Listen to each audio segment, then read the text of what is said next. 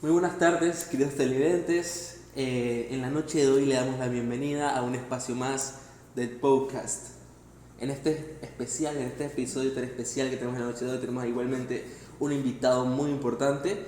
Vamos a ver un poco de lo que es el tema Latinoamérica, la región de la perfecta imperfección. Entonces, bueno, para iniciar con esto, tenemos a nuestro invitado estrella de la noche de hoy, Claudio Sepúlveda. ¿Nos puedes comentar un poco sobre quién eres? Muchas gracias, Reymar. Sí, ¿no? Humildemente, tanto halago, ¿no? Bueno, soy Claudio, estudiante de Ingeniería en Sistemas y actualmente dedicado a lo que es el liderazgo en IESEC. La verdad que Latinoamérica es un tema que, bueno, siempre me ha apasionado mucho y yo Claro. me gusta Latinoamérica, soy un latinoamericano que Claro, no se o quiere sea, escapar. sí, primero que nada, ¿no? Así que, bueno, trataré de ser objetivo, como mi opinión, mezclarla también como con datos y nada, muchas gracias por la invitación. Excelente. Bueno, por mi parte, ya me conocen, yo soy el host, ¿no? Raymar Granados, estoy muy feliz de estar una noche más aquí con ustedes. Igualmente que Claudio, pues compartimos varias cosas, ¿no? Yo igualmente soy estudiante de la Universidad Tecnológica de Panamá. Estoy en cuarto año de la carrera de Ingeniería Eléctrica y Electrónica y bueno, igualmente con Claudio soy compañero de lo que es, en parte, ¿no?, el trabajo, en lo que es la organización llamada AES. Pero bueno, vamos a lo que es el tema importante, ¿no? El tema principal, lo que todos quieren escuchar, que es Latinoamérica en sí. Vamos a dividir este podcast en tres partes diferenciadas para ver un poco de lo que es el pasado, el presente y el futuro que rige a esta región tan especial del mundo a la que nosotros, como igualmente apuesto que la mayoría de ustedes, formamos parte. Así que, antes que nada, Latinoamérica, sociedad, cultura, ¿qué es Latinoamérica, Claudio? Para ti, no sé, coméntame un poco de cómo te sientes con la cultura, con la sociedad de Latinoamérica, qué representan para ti. Bueno, creo que la respuesta cambia según las experiencias que he vivido. O sea, me refiero a que anteriormente si me preguntabas, mi respuesta podría ser distinta. Yo soy chileno y bueno, tú sabes que vine a Panamá y para mí la verdad, ese cambio, digamos, de país te abre los ojos en muchas Imagino, cosas sí. porque cuando vives solamente en un país tienes la realidad de tu país, ¿sabes? Y crees que de alguna manera las cosas en Latinoamérica o en los otros países son similares, ¿sabes? Y por lo menos cuando eres pequeño tú piensas eso. Pero luego viajas y te encuentras con muchos matices, muchos contrastes. Entonces creo que Latinoamérica, si bien es cierto, tiene muchas cosas en común, tanto como cultura, cosas de comida, comportamientos, incluso de la gente también es de muchos contrastes y que se nota mucho cuando te toca salir del país y conocer otro país de Latinoamérica y es como wow, ¿sabes? Creo que Sí, te últimamente ha entiendo. habido mucho más cruce cultural, ¿sabes? Como eh, más amistades, es súper común ya tener amistades de otros países. Creo que antes no lo era tanto. Sí, creo que a esto conlleva un poco la tecnología, ¿no? O sea, también las conexiones, es lo que hoy en día, más que nunca en los últimos años, cada vez es más fácil el hecho del internacionalismo, del querer conocer más allá de lo que te sientes seguro, ¿no? Que es la cultura, ¿no? Tu propio país. Muy interesante lo que comentas, la verdad también creo que es de hecho un potenciador de que estés en este espacio, el hecho de que no solamente, digamos, seas aquí de Panamá, sino que vengas de otro país, o sea, conozcas distintas culturas de toda Latinoamérica. Y por mi parte, siento que soy un poco opuesto a ti, más que nada en las experiencias, ya que he sido una persona que mayormente ha vivido mayor parte de su vida aquí en Panamá, o sea, desde que nací, no había salido de Panamá hasta los 19, 20 años, entonces ha sido gran parte de mi vida aquí. Igualmente no he salido de Latinoamérica en sí, así que básicamente es el lugar donde he nacido, el lugar donde he vivido toda mi vida. No creo que sea el lugar donde Claro. pues termine, Claro pero que igualmente hasta ahora es lo que conozco, ¿no? Más allá del conocimiento, pues, de vida ha sido a través de la sí. tecnología, ¿no? Del internet, de la información, ¿no? Que es algo que me interesa mucho. Eso es interesante ver también cómo en la juventud están esos contrastes de, bueno, a mí me gusta Latinoamérica y a mí no me gusta tanto. Tú sabes que está este chiste, salgamos a Latinoamérica y Sí, eso. O sea, creo que igual eso trae eh, muchos matices de verdad, especialmente cuando vemos el problema de migración en Estados claro, Unidos y cosas exacto. similares. Pero Sí, en también, muchas partes pasa claro, todo esto. claro, claro. La verdad que, ¿qué te puedo decir? No, no estoy en el grupo de acá ni el de acá, no soy de los que quieren ya escapar de Latinoamérica, pero tampoco soy los que puede decir, oye, estoy feliz aquí y este es el lugar donde voy a vivir toda mi vida. La verdad tampoco puedo decirlo, no he salido, no he visitado otros lugares, la verdad ganas no me faltan. Pero sí, o sea, contrariando un poco con lo que comentabas anteriormente, de que hay distintas culturas, se diferencian bastante, yo quiero contrariar un poquito en ese punto tuyo. Yo siento la verdad que tú vas a otro país latinoamericano y tú te sientes, no te sientes en casa, pero sientes, no sé, que estás entrando en un lugar sumamente parecido. O sea, Eso como sí, si salieras de tu casa, pero sigues estando en tu comunidad. Vas a otra casa, obviamente es un ambiente distinto, no sé, comidas distintas, te tratan distinto, pero en general es el mismo sitio, ¿sabes? es que por eso te digo que es gradual, porque si conoces solamente Latinoamérica o solo has vivido en un país y cambias a otro país de Latinoamérica, yo creo que sí es un gran cambio. Transporte, gente, pero cuando conoces otros países que no son Latinoamérica, como Estados Unidos, Europa o lo que sea, hay en los países de Latinoamérica muy parecidos. O sea, yo creo que Latinoamérica Sí, es muy parecida entre sí, pero la primera vez que sales de ese ambiente nacional y pasas a nivel latinoamericano es como, wow, mira las diferencias. Pero cuando conoces un poquito más sabes que hay muchas más similitudes, de hecho, especialmente en los modos de vida, yo creo sí, que se ha ido exacto. diferenciando. Yo creo que en este momento Latinoamérica está en una parte crucial, digamos, de su historia, porque creo que nos estamos quedando atrás en muchos aspectos, ¿sabes? Especialmente en ocupar el talento latinoamericano. Sí, Seguir exacto. pensando que Concuerdo Latinoamérica totalmente contigo. es como materia prima solamente en vez de crecer más. Sí, y algo muy curioso es el hecho de que no solamente es uno, dos, 10 de los tantos países que hay en Latinoamérica que comparten esto, sino yo siento que es la totalidad. Todos los países latinoamericanos comparten esto en mayor o menor medida.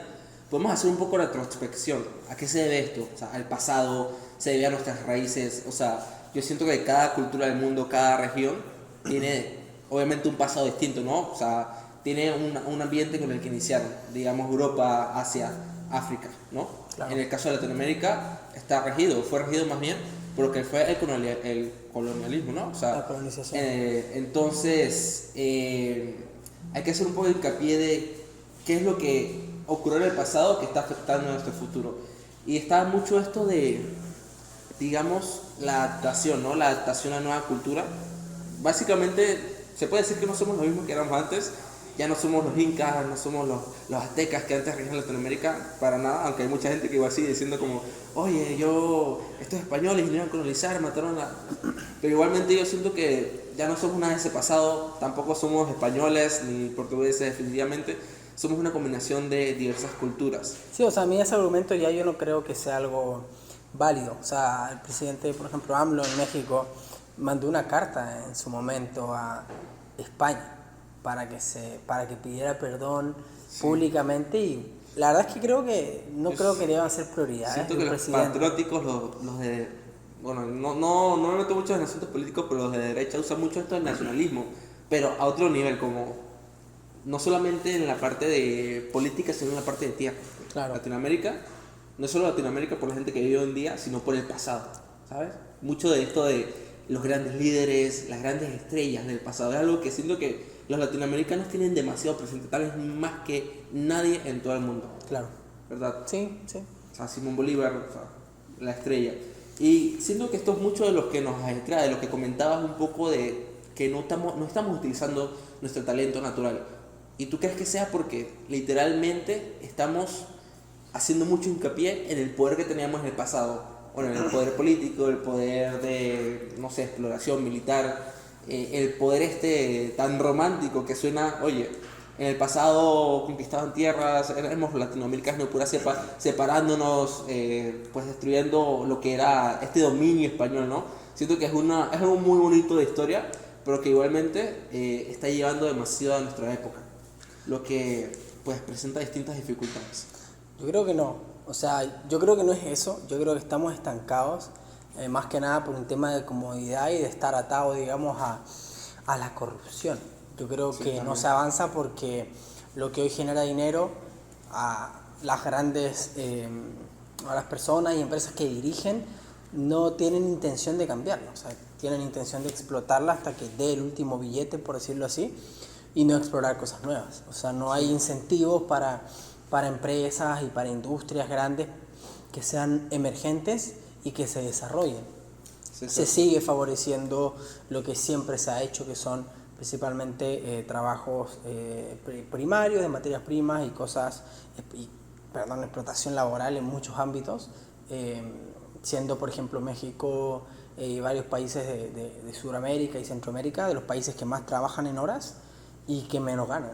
Sí, concuerdo totalmente y de hecho justo estamos entrando en lo que es la segunda fase de este podcast que tiene que ver más que nada con la educación, el trabajo y la migración. Algunos de los aspectos tal vez más chocantes de hoy en día en Latinoamérica, algunos de los puntos en los que más bajos caemos, ¿no? Y justo este tema del trabajo que comentas se radica principalmente en lo que es la educación, cómo iniciamos, ¿no? Desde jóvenes.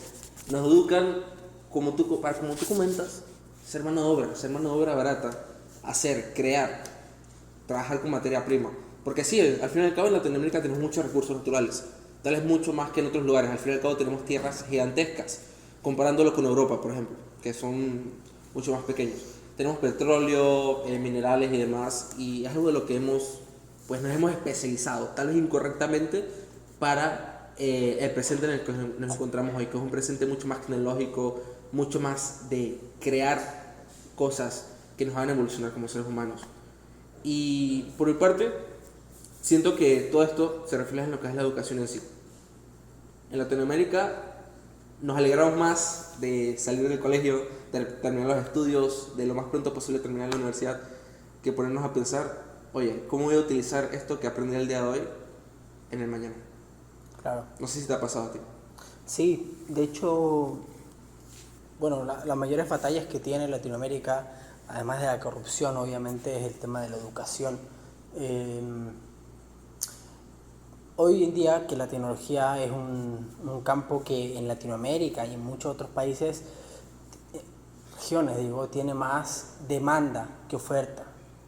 Entonces, Latinoamérica puede crecer tecnológicamente para diversificar ingresos, como por ejemplo lo ha hecho la India, que ha preparado mucha gente en tech y que hoy en día India es un foco líder, principal. es líder en desarrollo de software, y he visto en experiencia propia cómo empresas gigantes, multinacionales, tienen, digamos, sus centros de automatización y de desarrollo en la India, sus equipos.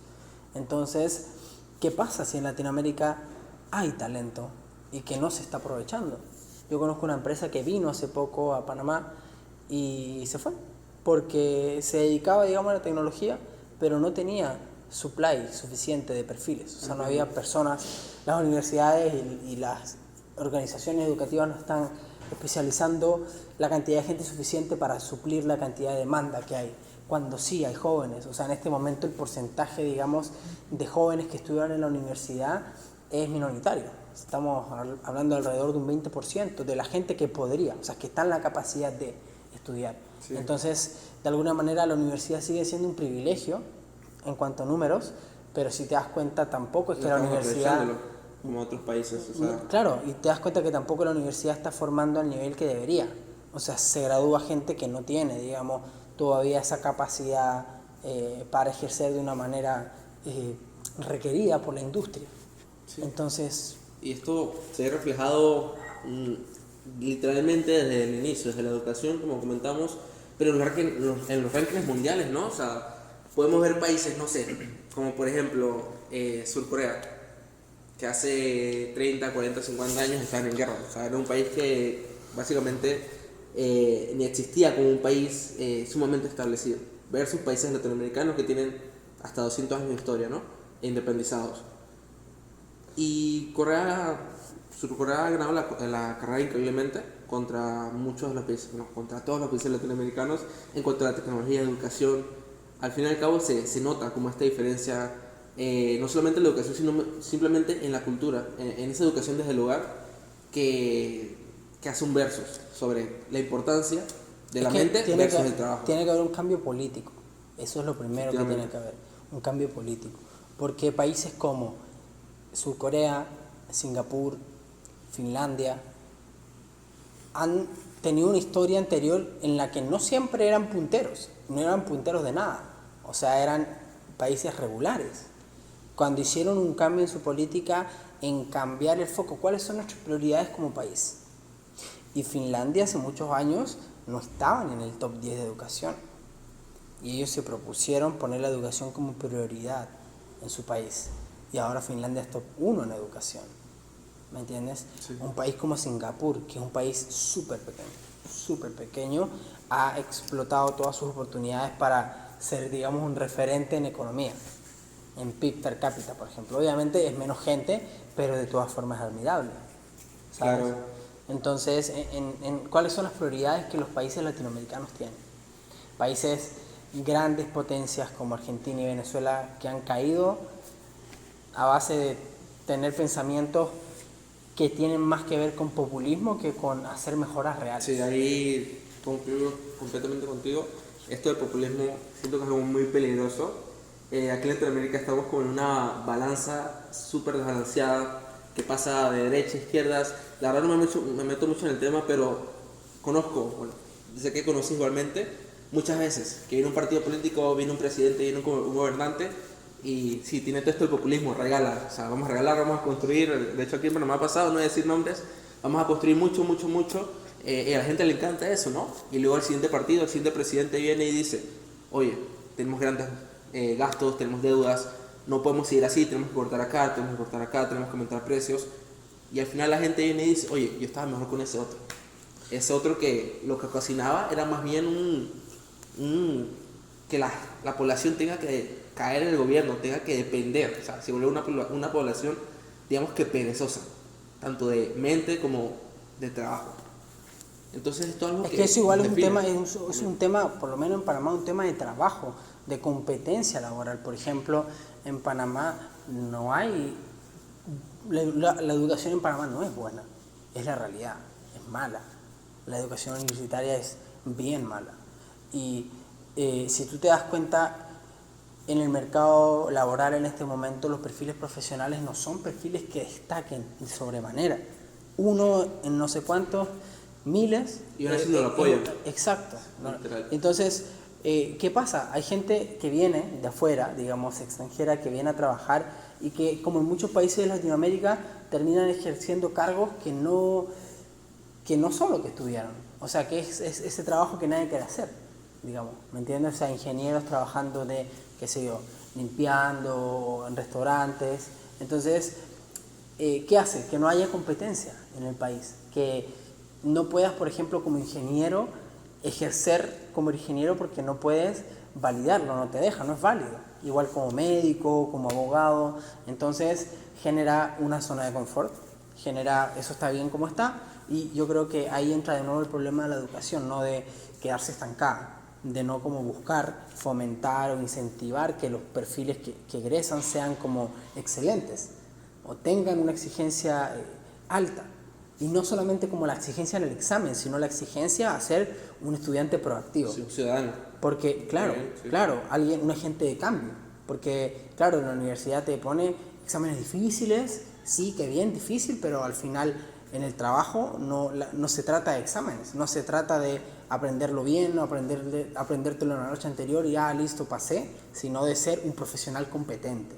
Y yo creo que ahí es donde se está fallando desde el inicio, porque si no se forman profesionales competentes, el trabajo obviamente no va a ser competente, va a falta de perfiles capacitados, que es lo que te dije, permitir que personas extranjeras no puedan ejercer crea poca competencia, y quedan personas que no están completamente capacitadas en cargos grandes, cargos importantes, que toman decisiones que muchas veces salen mal.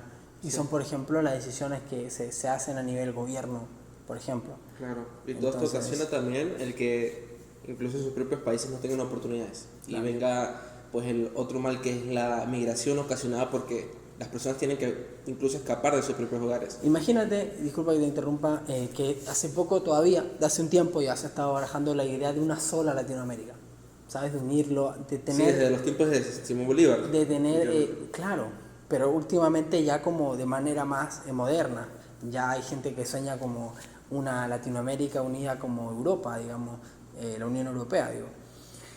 Pero bueno, hay tratados de libre comercio, acuerdos comerciales en general, pero no hay una economía... pero lo más probable es que no sea posible, porque hay mucha diferencia entre los países. Es probable que si algo así pasa sea entre países que tienen similares economías, pero no...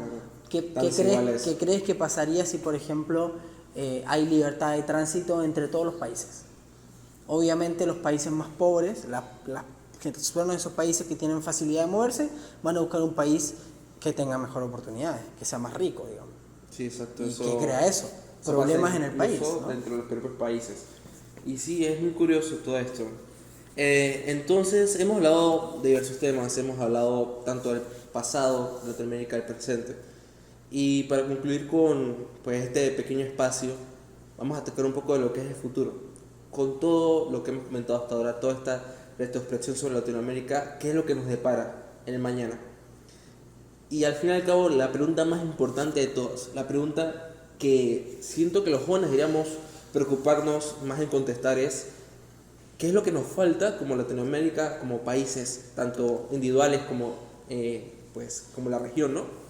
Para llegar a ser países de primer mundo? ¿Qué es lo que nos separa? ¿Qué es esa división que parece que por más que lo intentemos, por más que haya un México, un Brasil, que se supone que son gigantes, se aproximan a esto, no llegan a ser un país que tú puedas decir que es estable, como un europeo, como Estados Unidos, como Canadá, como Australia? Imagínate que, para dar contexto a nivel historia, Chile y Estados Unidos en 1810 más o menos, 1820, como esa época de independencias y todo eso, las economías eran similares, números similares. Interesante. Argentina después, a mediados de 1900, si no me equivoco, era potencia a nivel internacional. O sea, era un país que tenía fuerza y se comparaba con otros países de otras regiones, como de Europa. Y hoy en día tú no puedes compararla ni siquiera con países de la región de Latinoamérica. Entonces, eso está focado. Sí, o sea, entonces se ha retrocedido y yo soy optimista con el futuro. Yo soy optimista y esa es mi respuesta. Creo que podemos seguir avanzando. Podemos avanzar 2 pasos, retroceder 1, a veces 2, a veces 3, pero dar seguir 3 avanzando, más. o sea, más que nada seguir avanzando, que no nos encontremos en el estado que estamos ahora, porque algo muy impactante, un detalle muy curioso que conocí gracias a un periodista muy famoso, Andrés Oppenheimer, es el hecho de que Latinoamérica actualmente es la región en todo el mundo que menos está creciendo, incluso versus África, incluso versus Oceanía, que vienes y le preguntas a un latinoamericano: oye, ¿cómo te comparas versus esos países? Y vas a decir: nosotros somos todos versus ellos. Pero el futuro, si, como dicen aquí en Panamá, no nos desahuevamos, puede ser bastante oscuro para Latinoamérica. No vamos a llegar a hacer nada de lo que nos proponemos si de verdad no cambiamos esas futuras generaciones. Yo creo que la respuesta está ahí, o sea, pensar en el talento joven. Claro. O sea, por eso yo creo en el propósito de IESL, porque yo creo que formar líderes y líderes jóvenes son la clave para poder tener un futuro mejor. Concuerdo completamente contigo. Puede que alguno de los que escuchen este podcast no conozcan de IESL, y eso lo dejaremos por otro capítulo para que puedan conocer más al respecto. Pero concuerdo totalmente con Claudio. Lo que depende del futuro de Latinoamérica, obviamente primero que no es de su gente, nadie más que los propios latinoamericanos, nadie más que alguien de su propio país, su propia cultura, su propia región, incluso su propio idioma, va a querer salvaguardar más lo que es la nación que ellos mismos. Claro. Entonces depende de ellos, depende de su educación, depende de su formación, tanto en habilidades blandas, su formación en la educación misma, y cómo van transmitiendo esto poco a poco, porque es mentira que de la noche a la mañana todo va a mejorar. Es una cosa de generaciones también, pero es una cosa de los que se están formando hoy, de los que están aprendiendo hoy, de los que están viendo la cruda realidad y cómo mejorar eso, traspasen esto, que no sea como: oye, aprendí que puedo hacer esto, aprendí aquello, pero no sé, o me voy a Latinoamérica o no se lo enseño. La idea es retener el talento. La idea es retener el talento. La idea es que esto trascienda más allá. Exacto. Entonces, la verdad siento que una muy buena charla, siento que llegamos a varios puntos muy importantes, muy interesantes, que esperemos que igualmente puedan iluminar, puedan haber brindado un poco más a ustedes sobre las charlas que tenemos que tener más día a día, de cómo podemos aportar a mejorar este futuro que todos nosotros tanto dependemos, este futuro que depende de cada uno de ustedes. Así que de verdad, muchas gracias por lo que fue su atención en este espacio. Igualmente muchas gracias a Claudio, un honor haber conversado contigo de este interesante tema. Y bueno, nos vemos una noche más en otro episodio del podcast. Hasta luego, un saludo.